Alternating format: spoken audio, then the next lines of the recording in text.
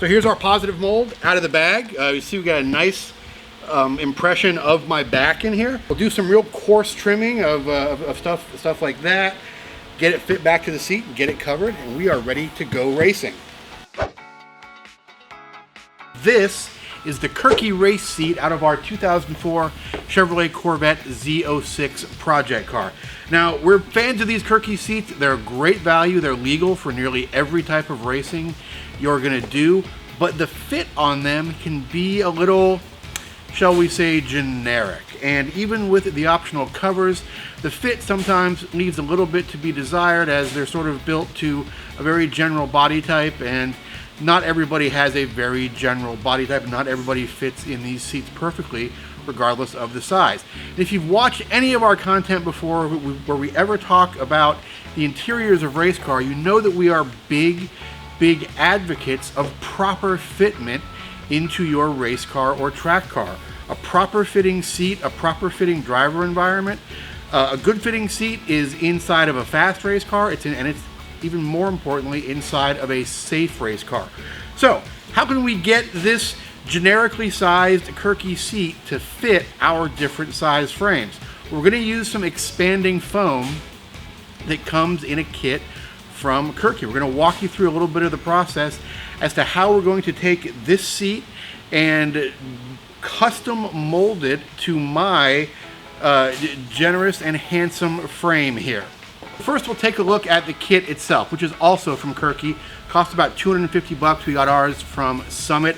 Comes with this fantastic Black & Decker electric carving knife that you can use to carve your Thanksgiving turkey as soon as you're done making yourself a comfortable seat. Comes with the 2-part foam in separate buckets. You'll have to mix that using the supplied mixer before you pour it into this industrial strength plastic bag that the foam will expand into around your body.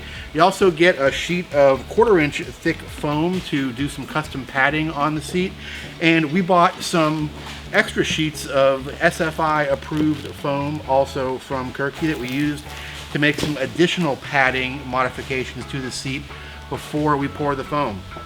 You also get about a 1/2 yard of Carbon X material that you can use to cover the seat once you are done. It's enough material to cover whatever the foam produces, not necessarily enough to cover your entire seat, but you can order more Carbon X very easily online. And a couple of rolls of tape, a fantastic roll of gaffer's tape that you'll use to shape the bag to the seat, and a roll of double stick tape that you'll use to adhere the bag into the seat before you pour the foam. So step 1 of this process is going to be to get the seat a reasonably close fit to your body. Now you can do this a couple of different ways. We had already started gluing some foam to this seat in a previous iteration of the sort of custom padding we had on here.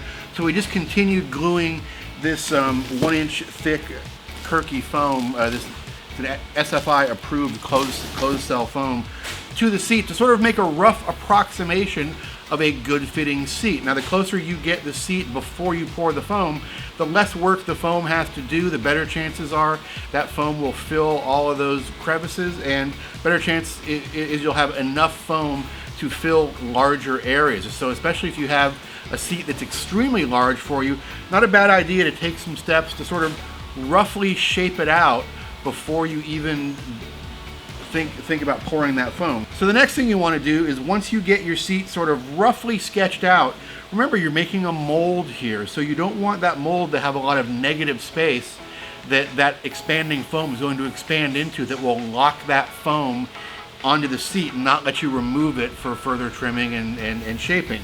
So you want to tape up all of the holes that might be going through the seat, like the belt holes, these side belt holes, top belt holes, and you also want to tape up any of the voids in this foam that you've created, so the foam cannot expand around and into a gap that you won't be able to remove it afterwards. So make yourself a nice, truly negative mold inside the seat, just using the gaffer's tape they supply or some gaffer tape that I already had a roll started.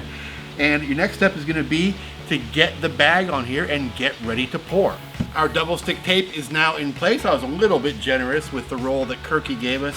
Had to raid my private stash here a little bit, but more is not necessarily a bad thing. So you want to work essentially from the center out, lay the bag down on there, get a feel for how it's going to fit initially, and then go back and start taking off that tape one strip at a time, working your way from the center out. Now you may notice we have a lot of extra bag left. It's a very, very big bag, and you could do a seat much larger than this. You could do a Formula car seat where you're laying down and you're supporting a lot more of your body, but this is a standard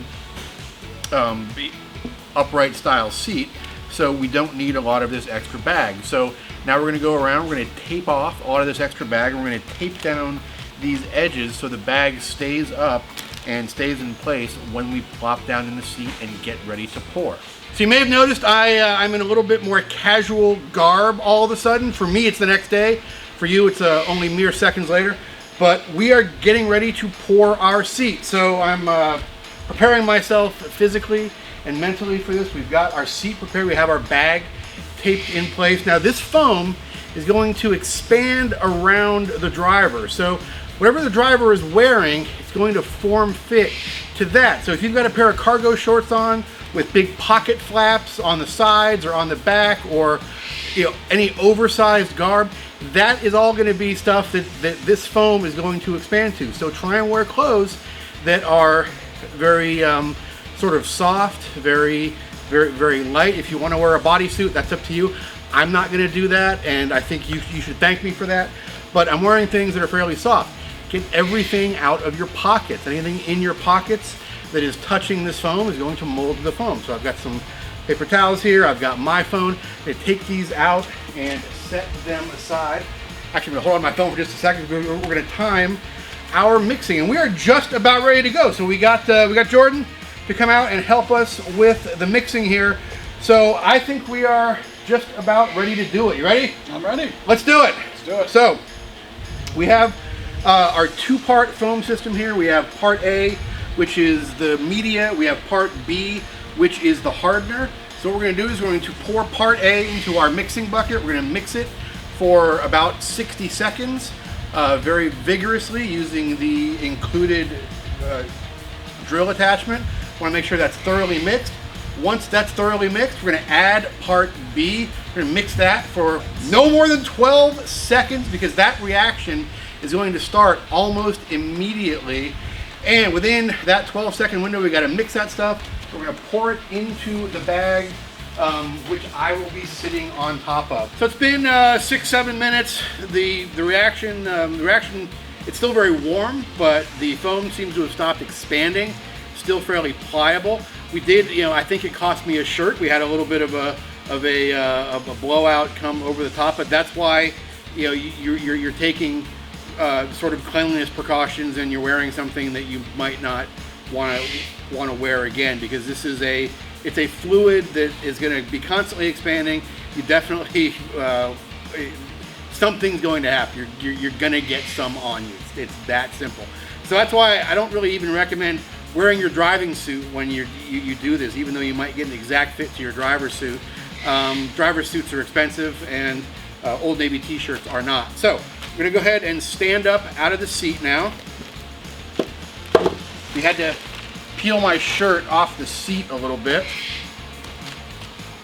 We'll take a look at what we have now. You can actually, you can see what happened here when I went up and then came back down. We had an extra little flap form in the seat. But it looks like we got a darn good pour. We've got great support here around the rib area. Great support on the shoulders here, and a little bit of extra support down in the lower hips, and I think we are in good shape. So I'm going to untape the top of the bag here, and while it's still a little bit soft, we will pull it out. So here's our positive mold out of the bag. You see we got a nice impression of my back in here. Had a little bit of a flap form right down here, no problem. We can just fix that with spray adhesive. Had the bag tuck around a little bit. Again, that's why you want to do your pre-work in getting that bag nice and flat. That's the only area we have. We can easily fix that.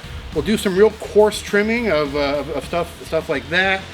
Get it fit back to the seat and get it covered, and we are ready to go racing.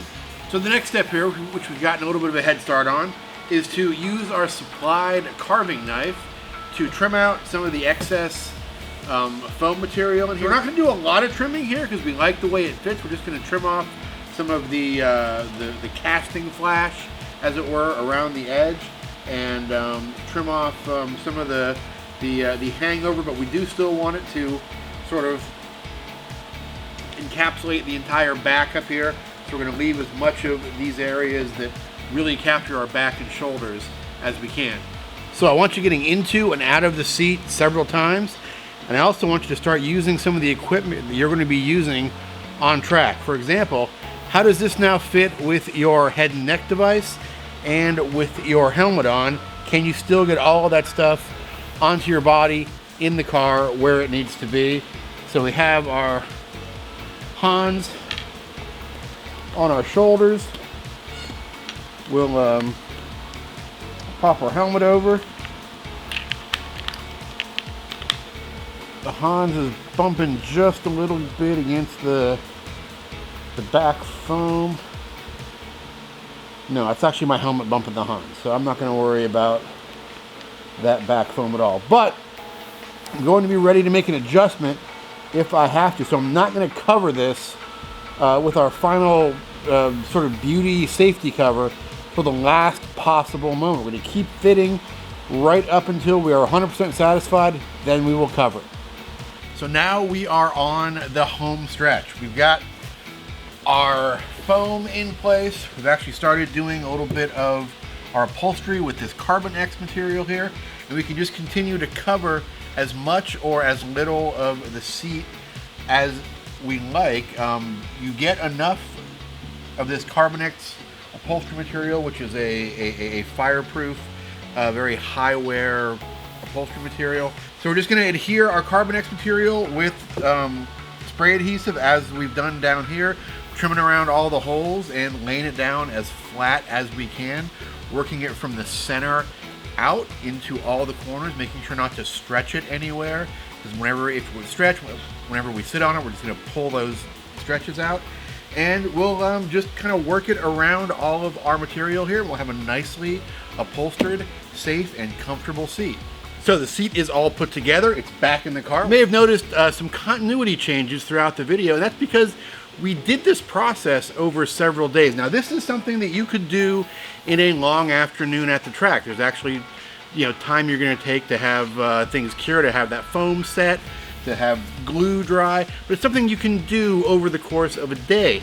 But if you have the time, I would definitely recommend taking your time doing it. We worked on this a couple hours a night. It kept things a little bit neater.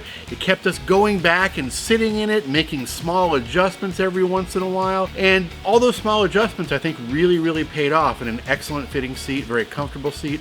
And as we've said a million times, a comfortable race car is a fast race car, and a comfortable race car is a safe race car. So if you're going to do one of these Kirkey foam insert kits, hope we gave you a couple of tips, and we'll see you out at the track and being comfortable in your race car, hopefully very soon.